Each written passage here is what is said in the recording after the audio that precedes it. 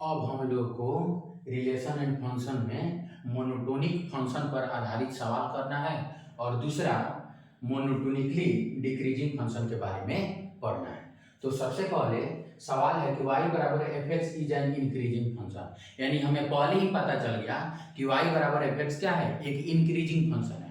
y बराबर F x एक increasing function है। तो इंक्रीजिंग फंक्शन लगाएं या हटाएं क्या होता है, sign of inequality does not change, sign of inequality change नहीं होता है। तो which one is greater, F pi या एफ ई। तो पाई का मान कितना होता है, पाई का अप्रोक्सीमेटली वैल्यू 3.14 होता है।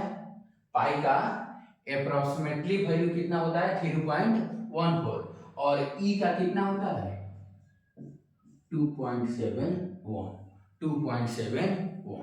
ठीक, तो 2.71, तो इसमें बड़ा कौन हो गया, पाई, बड़ा क्या हो गया, पाई हो गया। तो इसका मतलब पाई इज ग्रेटर देन ई, क्या हो गया, पाई इज ग्रेटर देन ई। तो जब पाई ई से बड़ा हो गया, पाई क्या हो गया, ई से बड़ा हो गया, और यह क्या है, एक इंक्रीजिंग फंक्शन है। तो इंक्रीजिंग फंक्शन लगाएंगे तो साइन ऑफ इनइक्वालिटी क्या होगा, चेंज नहीं होगा, इसलिए F pi will greater than F E. F pi क्या होगा, एफ ई से बड़ा होगा, एफ पाई एफ ई से बड़ा होगा। अब देखिए नोट में, इफ एफ और F x is an increasing function, यानी एफ या एफ एक्स अगर इंक्रीजिंग फंक्शन हो तो x1 x2 से बढ़ा दिया होगा, x1 x2 से बढ़ा दिया हो, x1 क्या दिया हो, x2 से बढ़ा दिया हो, और fx एक इंक्रीजिंग फंक्शन है, fx एक इंक्रीजिंग फंक्शन हो तो fx1 fx2 से क्या होगा, बड़ा होगा, fx1 fx2 से बड़ा होगा। अब हम लोग को पढ़ना है monotonically decreasing function, monotonically decreasing function. तो यह ग्राफ दिया गया है किसका, मोनोटोनिकली डिक्रीजिंग फंक्शन का। तो यह ग्राफ है, यह बड़ा है और यह छोटा है। यह पॉइंट क्या है, इस पॉइंट का कोऑर्डिनेट कितना है x1, y1, इस पॉइंट का कोऑर्डिनेट कितना है x2, y2, कितना कोऑर्डिनेट है x2, y2, और y बराबर gx क्या है, लाइन है, y बराबर gx लाइन है। तो y1 बराबर gx1 हो जाएगा और y2 बराबर gx2 हो जाएगा। तो y1 बराबर अगर y1 बराबर gx1 हो जाएगा तो x2 gx2 हो जाएगा, ये gx2 हो जाएगा, y2 का मान कितना आ गया gx2। अब चलिए यहाँ x1 gx1 हो जाएगा, x1 gx1 हो जाएगा, x1 gx1 हो जाएगा, और यह x2 gx2 हो जाएगा। क्यों, क्योंकि इस लाइन का जो लाइन है उसका इक्वेशन क्या है, y बराबर gx, y बराबर gx लाइन है। ठीक, अब हम लोग को क्या करना है, इसका कोऑर्डिनेट कितना हो गया x2, y2, इसका कोऑर्डिनेट कितना होगा x1, y1। तो अगर हम x एक्सिस पर देखें तो यह x2 पॉइंट होगा और यह x1 पॉइंट होगा, यहां से देखें तो यह x1 पॉइंट होगा और यह x2 पॉइंट होगा।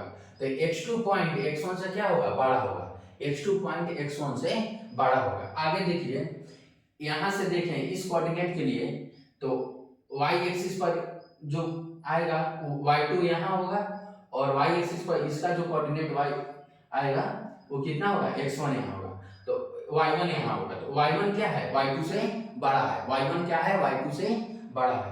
तो y1 is greater than y2, y1 is greater than y2।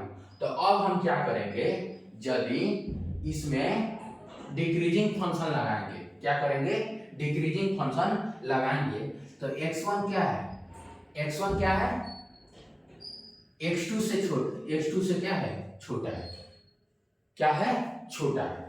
तो यह बड़ा हुआ और यह छोटा हुआ, तो छोटे पर बड़ा वैल्यू x2 क्या हो गया, बड़ा हो गया, और बड़े पर छोटा वैल्यू x1 क्या हो गया, छोटा हो गया, यानी बड़े पर छोटा वैल्यू आ गया और छोटे पर बड़े वैल्यू आ गया।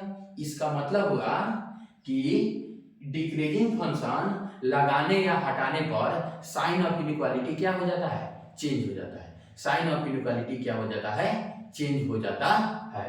तो अगर gx1 लगाएंगे तो gx1 will greater then gx2, gx1 क्या होगा, gx2 से बड़ा होगा, gx1 क्या होगा, gx2 से बड़ा होगा। इसका मतलब इसका कंक्लूजन यही निकला, निष्कर्ष यही निकला कि आइदर ऑन अप्लाइंग और रिमूविंग द डिक्रीजिंग फंक्शन, यानी डिक्रीजिंग फंक्शन लगाने पर या डिक्रीजिंग फंक्शन हटाने पर, ऑन आइदर ऑन अप्लाइंग और रिमूविंग द डिक्रीजिंग फंक्शन, यानी डिक्रीजिंग फंक्शन लगाने पर या डिक्रीजिंग फंक्शन हटाने पर sign of inequality get reverse, sign of inequality क्या हो जाता है, चेंज हो जाता है, साइन ऑफ इनइक्वालिटी क्या हो जाता है, चेंज हो जाता है।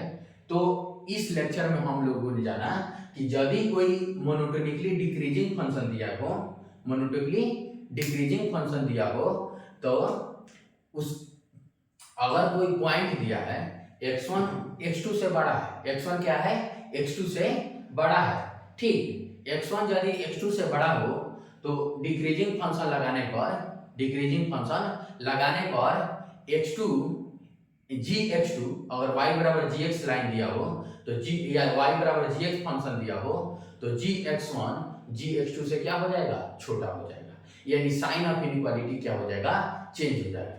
या gx1 is greater than gx2 दिया हो, gx1 is greater than gx2 दिया हो और gx y बराबर gx एक डिक्रीजिंग फंक्शन हो तो x1 x2 से क्या हो जाएगा, छोटा हो जाएगा, x1 x2 से छोटा हो जाएगा। तो इस फंक्शन में मोनोटोनिक फंक्शन दो तरह के हुए, एक मोनोटोनिकली इंक्रीजिंग फंक्शन, एक मोनोटोनिकली डिक्रीजिंग फंक्शन। तो मोनोटोनिकली इंक्रीजिंग फंक्शन क्या हुआ, जो केवल इंक्रीज करे, और मोनोटोनिकली डिक्रीजिंग फंक्शन क्या हुआ, जो केवल डिक्रीज करे। तो मोनोटोनिकली इंक्रीजिंग फंक्शन लगाने पर या हटाने पर साइन ऑफ इनइक्वालिटी क्या होता है, चेंज नहीं होता है, लेकिन मोनोटोनिकली डिक्रीजिंग फंक्शन लगाने या हटाने पर साइन ऑफ इनइक्वालिटी क्या हो जाता है, चेंज हो जाता है।